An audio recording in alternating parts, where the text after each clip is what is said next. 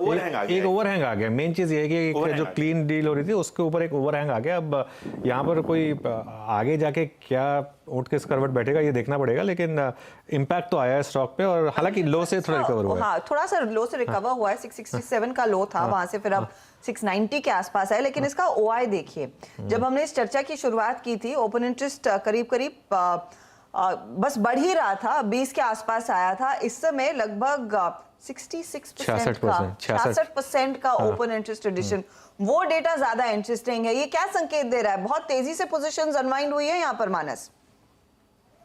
तो देखिए, बिल्कुल एक शार्प टैग देखने को मिला और ऐसा लग रहा है कि अगर शॉर्ट पोजीशन बना था तो वहां पर प्रॉफिट बुकिंग या तो हुई है, और या तो अगर किसी ने हाई लेवल पे लिया हुआ था तो उसने पोजीशन से एग्जिट किया है। टेक्निकली देखें तो क्लियर कट ब्रेकडाउन है, एक फ्रेश ब्रेकडाउन है, और उससे पहले अगर आप देखेंगे तो ट्रेंड निगेटिव था, लोअर टॉप लोअर बॉटम बन रहे थे।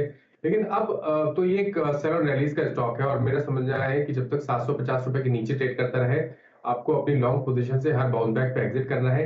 नीचे की तरफ टारगेट की बात करें तो आज का देखिए, आज का लो बहुत इंपॉर्टेंट होगा। 665 का जो लो बना है वो बहुत इंपॉर्टेंट है। अगर उसके नीचे स्टॉक फिसला तो कम से कम 610 615 तक के भाव भी आपको एमएफएसएल में देखने को मिल जाएंगे।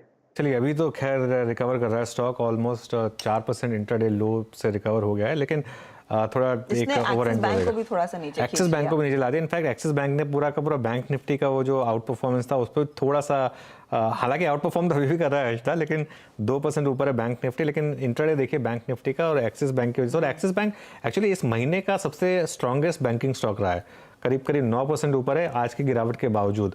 और देखिए निफ्टी भी अब हल्का सा जो है थोड़ा सा ढीला हुआ है ऊपर के लेवल से, 17,217 के लेवल पर निफ्टी इस समय आ गया, और एक्सिस बैंक इस समय इनफैक्ट इस घंटे का टॉप लूजर है निफ्टी के ऊपर।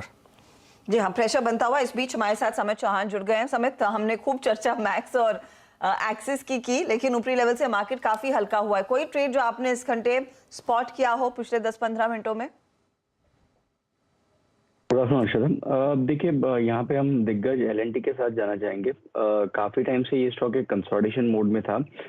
रिसेंटली एक अच्छी रैली, 3-4 दिनों का कंसोलिडेशन, और आज वापस ये स्टॉक ने जो इसका कंसेशन जोन बना था वहां से ब्रेकआउट का एक अटेम्प्ट दिया हुआ है। तो इसलिए हमें ये लगता है कि यहाँ से एलएनटी एक अच्छा मूव कर सकता है। तो एलएनटी करंट लेवल पे बाय कर सकता है। 1900 के नीचे आप अगर पोजिशनल स्टॉप लॉस रख सकते हो, और ऊपर की तरफ एक बार एक इमीडिएट अटेम्प्ट इसका 1960 1965 तक हो सकता है। और ये ऑप्शन के जरिए भी ट्रेड किया सकता है। 1940 का कॉल ऑप्शन जो लगभग 27-28 के आसपास है, वो ट्रेड किया सकता है 8 रुपए के स्टॉप लॉस से, और 74-77 के इसके नेक्स्ट वीक फर्स्ट हाफ तक इसके टारगेट्स होने चाहिए। एलएनटी, और एलएनटी पर मैं सुन रही थी